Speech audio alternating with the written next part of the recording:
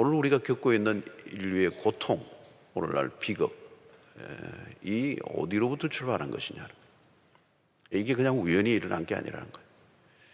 선악과를 따먹은, 하나님이 금지하신 선악과를 따먹은 이 불순종에 대한 하나님의 심판이 인류에게 이제 내려졌죠. 창세기 1장과 2장 아름다운 장면은 아주 짧고요. 3장부터 인간의 죄가 출발을 하죠.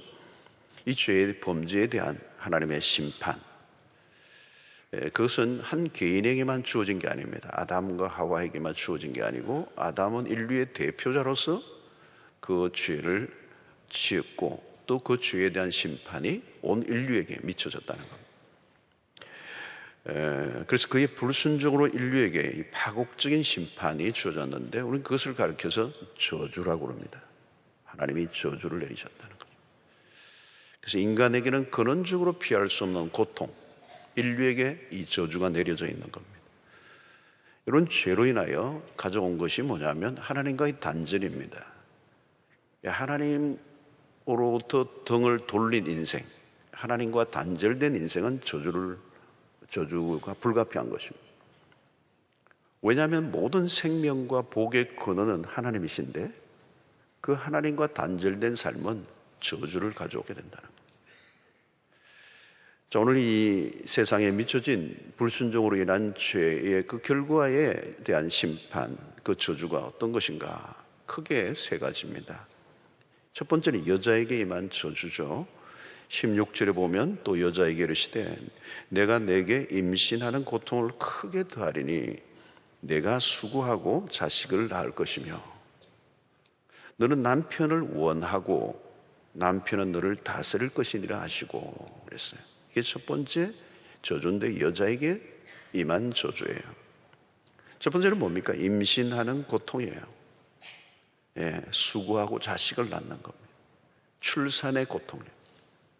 두 번째는 뭐냐면 너는 남편을 원하고, 이게 이전 역부는 사모하고로 기록되어 있습니다. 그 다음에 남편을 원하고 남편에게 다스림을 받게 되었다. 네, 그랬습니다. 여기 원하면은 부정적인 갈망이 들어있다는 거예요.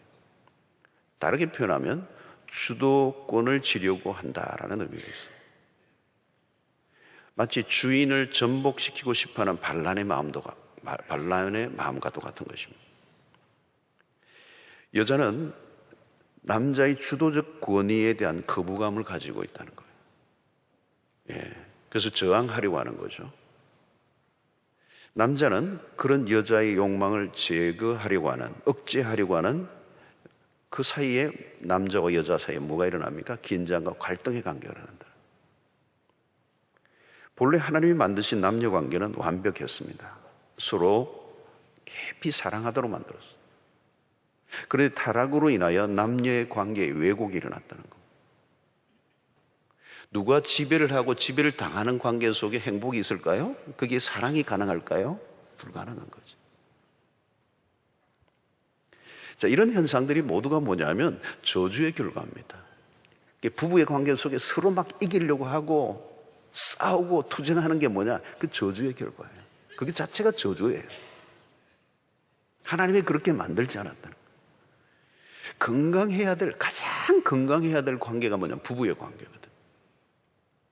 이 건강해야 될 관계가 깨어져 버린 겁니다. 이게 저주예요. 여러분, 인간이 어디에서 행복을 느낍니까? 어디에서 사랑을 경험합니까? 부부의 관계예요. 부부의 관계에서 사랑을 못 느끼면 다 거기에서 탈선이 오고 외도가 오고 불륜이 오고 거기에서 모든 성적 타락이 일어나고, 본래 오리지널한 것은 부부의 관계란 말이죠. 부부의 관계보다 자녀를 더 사랑하고 있는 거, 이거 다 그것도 건강하지 못한 거예요. 부부가 진정으로 사랑하지 않으면 그 부부에게 쏟아져야 될 그 사랑을 자녀에게, 또 다른 일에게, 남자는 일에게 빠질 때 그 구조가 깨어지는 겁니다. 이게 불행이 오는 겁니다. 인류에게 내려진 저주 첫 번째는 여성에게 내려진 거예요.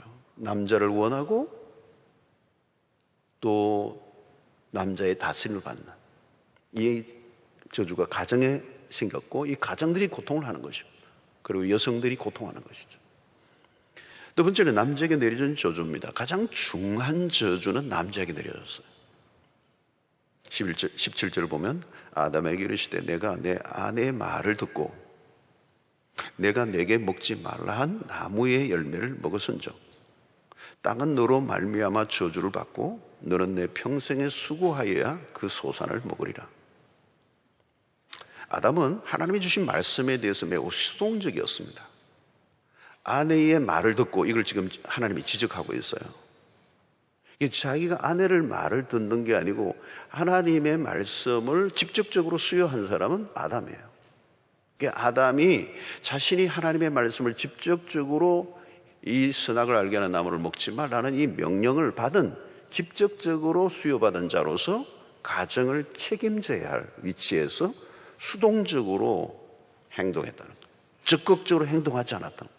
오히려 아내의 유혹을 방치하고 또 그 아내로부터의 그 유혹을 생각 없이 받아먹어 범죄하고 말았다는 거예요.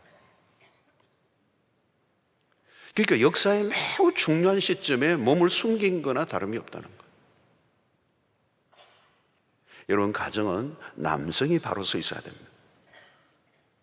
남성의 책임이 커요. 왜? 대표자로서 아담에게 지금 책임을 묻는 거거든요. 그래서 여러분, 하와가 선악을 알게 하는 나무를 먼저 먹었지만 성경은 계속해서 누구를 얘기하냐면 아담의 범죄를 얘기해요. 왜? 책임을 졌기 때문에, 대표자이기 때문에. 남성이 건강에 서 있으면 가정은 문제가 없습니다. 가정의 문제는 남성이 책임을 져요. 아담은 아내를 적극적으로 보호하지 못했어요. 남성은 아내의 죄로부터 자유롭지 않습니다. 남자에게 내려진 저주는 훨씬 더 큰 것이죠. 무거운 생존의 짐을 지는 것입니다. 그래서 오늘 17절에 보면 너는 내 평생에 수고하여야 그 소산을 먹으리라. 19절 얼굴에 땀을 흘려야 먹을 것을 먹으리라. 18절 땅이 내게 가시덤불과 엉겅기를 낼 것이라. 내가 먹을 것은 밭의 채소인지라. 자, 여기서 인간의 범죄로 인하여 땅이 저주를 받은 거예요. 비옥했던 그 땅이 척박한 땅으로 바뀌어버린 겁니다. 땅을 다스리며 살아야 되는데 땅의 지배를 받게 된 거예요. 이게 저주예요. 땅이 저주를 받았다는 이 말은 단순히 흙을 말하는 것이 아니고 세상 전체를 말하는 거죠. 사람이 살아가는 세상, 이 삶의 구조, 이 세상의 모든 시스템, 환경, 상황이 다 포함되는 거예요. 땅에 솟아난 이 가시들기와 엉겅기는 세상의 모습을 상징적으로 그려주는 것입니다. 여러분, 이 엉겅기나 가시들기와 같은 것들이 땅에서 났다는 것은 이 살벌한 세상을 의미하는 겁니다. 남자가 받은 저주는 먹는 문제와 연결이 돼요. 먹고 사는 문제가 결코 만만한 주제가 아니라는 거예요. 여자는 아이를 낳을 때 온몸을 비트는 고통을 겪죠. 그 아이를 낳을 때. 그리고 반면에 남자는 가족을 먹여 살리기 위해 일평생 허리가 휘어지도록 땀을 흘려야 된다. 여자나 남자나 둘 다 고통은 뭡니까? 둘 공통점은 뭡니까? 고통이 찾아왔다는 겁니다. 여러분, 타락이 전에는 경쟁할 필요가 없었습니다. 왜? 모든 게 풍족하니까. 에덴은 모든 게 풍족해서 하나님의 창조에는 결핍이 없었어요. 죄가 결핍을 만들었습니다. 그래서 인간은 그 결핍을 채우기 위해서 몸부림을 치는 거죠. 그래서 서로 경쟁하며 싸우는 거예요. 사람들은 일의 노예가 되고 돈의 노예가 되고 성공의 노예가 되어 살아갑니다. 그게 얼마나 힘들겠어요, 여러분. 자, 오늘 인류에게 임한 세 번째 저주는 뭡니까? 죽음이에요. 하나님의 명령은 분명합니다. 창세기 2장 17절에 선악을 알게 하는 나무의 열매는 먹지 말라. 내가 먹는 날에는 반드시 죽으리라 하시니라. 죽음이라는 이 심판, 인류에게 주어진 심판이에요. 예외가 없습니다. 19절에 내가 흙으로 돌아갈 때까지 얼굴에 땀을 흘려 먹을 것을 먹으리라. 내가 그것을 취함을 입었습니다. 너는 흙이니 흙으로 돌아갈 것이니 하시니라. 자, 오늘 인류가 죄를 범함으로 죽고 또 죽어가는 역사가 시작이 되었습니다. 예외가 없습니다. 선악과를 따먹고 하나님과 같이 데리고 있던 인간의 결말은 흙으로 돌아가는 존재. 인간은 하나님이 될 수 없다는 것. 너는 흙으로 돌아가야 돼. 흙이 될 존재가 하늘을 넘본 거예요. 한 줌의 흙으로 돌아갈 인간이 하나님을 넘본 거예요. 하나님의 자리를 넘본 거예요. 그래서 인류의 최초의 원죄는 스카펙에 의하면 교만이다. 교만의 대가야. 자, 가장 혹독하고 뚜렷한 심판은 죽음입니다. 예외가 없습니다. 오늘 인류의 이 하나님의 저주, 이 심판을 거부하고 저항하고 이겨낼 수 있는 존재는 아무도 없습니다. 여기서 죽음은 육체적인 죽음만을 말하지 않습니다. 하나님과의 단절로서의 영적인 죽음, 그리고 육체와 영혼이 하나님으로부터 영원한 결별을 하는 영원한 심판으로의 죽음. 이 죽음은 여러분 세 가지가 있습니다. 육체적인 죽음. 지금도 영혼이 떠나면 그건 육체적인 죽음입니다. 지금 살아있지만 하나님과 관련 없는 분리된 삶은 영적으로 죽어 있는 겁니다. 그리고 죽으면, 그 상태에 죽으면 영원한 죽음, 영원한 죽음, 영원한 고통을 당하는 죽음이 끝이 아닙니다. 육체의 죽음이 끝이 아닙니다. 영원의 세계가 있습니다. 영원한 징벌을 받는 거죠. 가장 무서운 것은 영원한 죽음입니다. 죽음은 인류에게 내린 저주 중의 저주입니다. 자, 그러면 우리는 인류에게 들어오진 이 세 가지의 저주를 어떻게 해야 되느냐? 이 저주를 풀어야 되는 거예요. 그런데 우리의 힘으로는 이 저주를 걷어낼 수가 없습니다. 놀랍게도 하나님께서 우리에게 길을 내리셨어요. 하나님의 은혜가 나타났는데 창세기 3장에 이 인간의 죄와 이 인간의 실패에 이어 하나님의 놀라운 구원의 계획이 나타나고 있어요. 캄캄한 밤하늘에 서광이 비치는 것처럼 복음이 나타나는데 그것이 오늘 3장 15절의 말씀. 자, 한번 같이 읽어볼까요? 내가 너로 여자와 원수가 되게 하고 내 원수도 여자의 후손과 원수가 되게 하리니 여자의 후손은 내 머리를 상하게 할 것이요 너는 그의 발꿈치를 상하게 할 것이니라 하시고, 이 구절은 최초의 복음이 드러난 구절이라고 합니다. 그래서 이 3장 15절을 원시복음이라고 합니다. 원시복음, 최초의 복음, 성경에 나타난 그리스도를 통한 구원의 계획을 알려준 최초의 복음, 원시복음. 이 원시복음은 예수 그리스도를 통한 구원을 예언하고 있습니다. 자, 오늘 여기 보면 뱀의 후손과 여인의 후손이 나오는 거예요. 여기서 사실은 이 어둠의 세계와 빛의 세계의 싸움은 이제 인류가 마지막 때까지 예수님이 다시 오시는 날까지 계속되고 있습니다. 오늘 이 세상을 들여다보면 이 두 싸움이 벌어지고 있습니다. 자, 뱀이 여자의 후손, 곧 그의 발꿈치를 상하게 한다. 이게 십자가 사건을 의미합니다. 그리고 그 십자가 사건은 결국은 여자의 후손이 뱀의 머리를 밟는 사건, 사단의 세력을 밟고 승리하시는 이야기입니다. 그리스도를 인해서 마귀는 치명상을 입게 될 것이라는 예언이죠. 그래서 이 그리스도의 십자가 사건을 통하여 인류에게 내려진 인간이 받아야 할 그 저주를 걷어내는 그 저주의 십자가를 예수님이 친히 대신 담당하심으로 우리로부터 저주를 걷어내셨다는 거예요. 할렐루야. 갈라디아서 3장 13절을 보십시오. 한번 같이 읽어보겠습니다. 시작. 그리스도께서 우리를 위하여 저주를 받은 자, 율법의 저주에서 우리를 속량하셨으니 기록된 바 나무에 달린 자마다 저주 아래 있는 자라 하셨습니다. 나무 위에 달린 자마다 저주 아래 있는 자. 예수님이 나무에 매달린 그 죽음은, 십자가의 죽음은 저주의 죽음, 율법의 저주에서 우리를 속량하신, 기록된 바 나무에 달린 자마다 저주 아래 있는 자라. 여러분, 예수님은 저주를 받으신 거예요. 그 십자가는 저주예요. 여러분, 이것이 하나님께서 우리에게 주신 이 복음의 내용. 21절에도 동일하게 나와요. 창세기 3장 21절. 여호와 하나님이 아담과 그의 아내를 위하여 가죽 옷을 지어 입으시니라. 가죽 옷. 짐승을 잡아 피를 흘려 만든 옷. 하나님이 만드신 완전한 옷. 이 무화과 나무 잎으로 자기 인간이 스스로 만들어낸 그 옷이 아니고 하나님이 입혀준 옷, 완전하게 우리의 수치와 죄책감으로부터 자유케 하시는 완전한 옷, 가죽 옷을 하나님이 입히셨어요. 그 가죽 옷은 결국은 그리스도의 십자가를 의미하는 것입니다. 성도 여러분, 인간에게 내려진 이 저주를 걷어내는 길은 예수 그리스도께서 우리를 위하여 대신 십자가에 죽으신 그 길밖에 다른 길이 없어.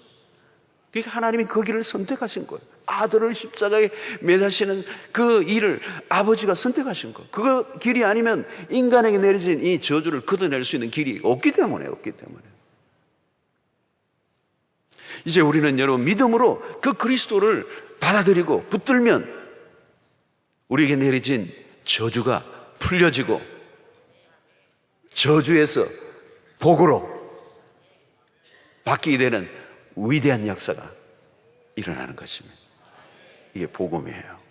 십자가는 승리의 상징입니다. 모든 악과 저주를 단번에 해결하신 그리스도의 십자가는 인류에게 최대의 복음이 아닐 수가 없어요. 자, 그러면 이 복음은 우리에게 주어진 저주를 어떻게 복으로 바꿔 놓았는가? 첫 번째, 남녀의 관계 안에 변화가 일어난 거예요. 지배하고 지배를 받는 관계는 더 이상 없어요. 지배와 복종의 개념을 뛰어넘는 거예요. 남자와 여자의 질서 문제보다 더 위에 있는 상위의 개념이 뭐냐? 피차 복종하는 거예요.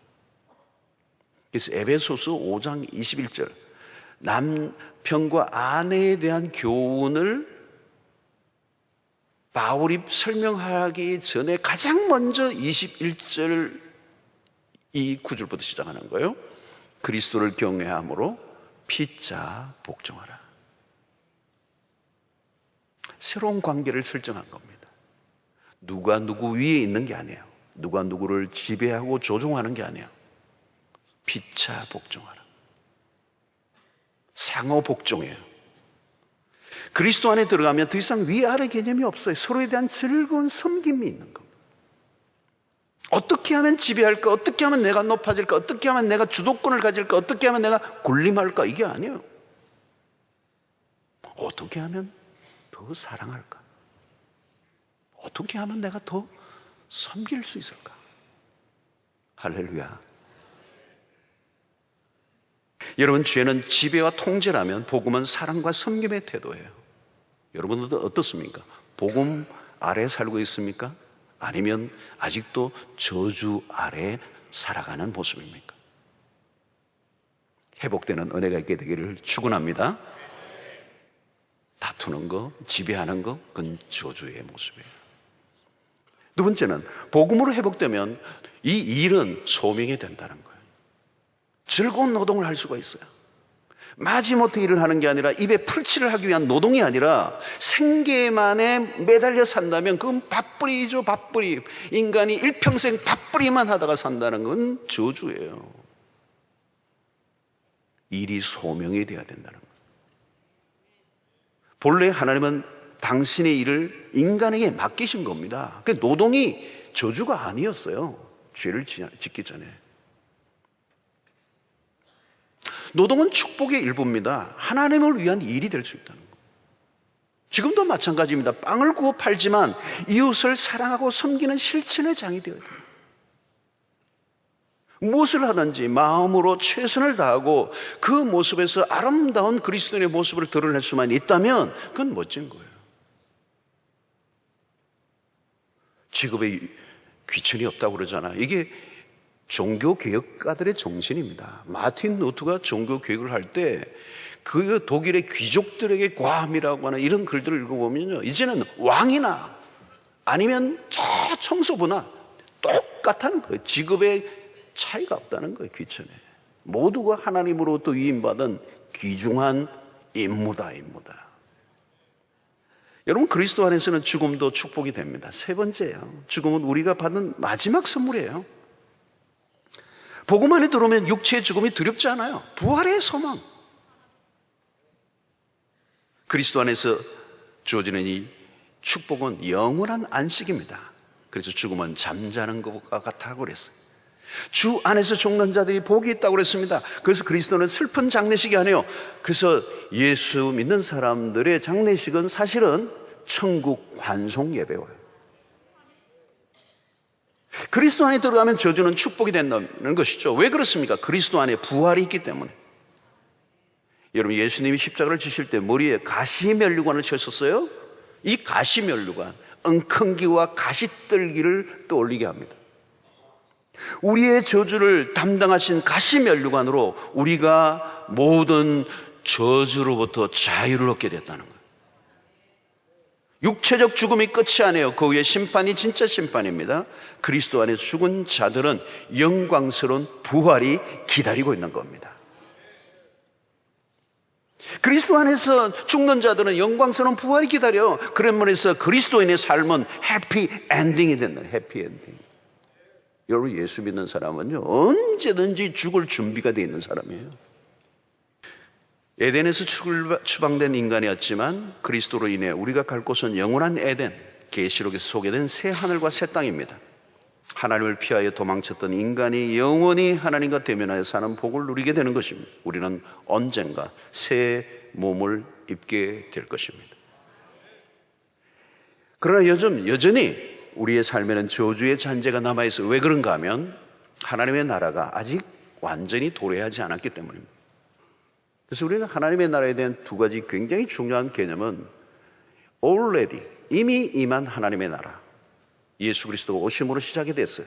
귀신이 쫓겨나고 죽은 자가 살아나고 병든 자가 치유되고 이미 하나님의 나라가 예수 그리스도가 초림하시면서 시작이 되었습니다. 그러나 not yet, 아직 완전히 임하지 않았어요. 그 나라는 다시 그리스도가 재림하시는 날 완성될 것입니다. 그 사이에 우리가 살고 있는 거예요. 그래서 긴장감이 있는 것입니다. 완성의 날이 오기까지 아직 우리의 삶에는 그 바라는 소망이 완전히 이루어지기까지는 우리의 삶에 죄의 잔재들이 남아있는 거예요. 그러므로 오늘 우리는 그 날을 바라보며 그 십자가의 그 은혜를 누리면서 예수 안에 살면서 우리의 부부간의 갈등과 대립이 점점 줄어들며 사랑을 깊이 경험하고 노동이 아니라 소명으로 겨우 입에 풀칠하는 허무한 노동이 아니라 하나님의 영광을 위해 살아가는 자로 계속 살아가는 거죠. 성도 여러분, 그리스도 안에서는 더 이상 저주는 없습니다. 십자가로 저주는 끝이 났습니다. 오늘 우리에게 일어나는 어떤 일도 하나님은 그 일을 상호하여 우리를 더 축복된 길로 이끌어 주실 것입니다. 그래서 로마서 8장 28절의 말씀, 하나님을 사랑하는 자 곧그 뜻대로 부르심을 입은 자들에게는 모든 것이 합력하여 우리에게 찾아오는 어떤 고난도, 어떤 위기도, 어떤 실패도, 어떤 좌절도 합력하여 선을 이룰 것입니다. 여기 이 선은 뭔지 아십니까? 구원을 말하는 거예요. 구원의 완성, 하나님의 아들을 통하여 우리를 구원하신 그 구원은 실패하지 않습니다. 하나님이 그 아들의 대가를 지불하셨기 때문에 그 구원의 계획은 실패하잖아요. 우리는 또 넘어지고 또 여러 가지 일들이 일어난다 할지라도 하나님의 거대한 구원의 품 안에 우리는 이미 안겨있는 백성인 줄로 믿습니다. 그러니까 낙심하고 절망하지 않고 우리는 언제나 감사하며 미래의 소망을 바라보며 흔들림 없이 달려가는 주의 백성들이 되시기를 축원합니다.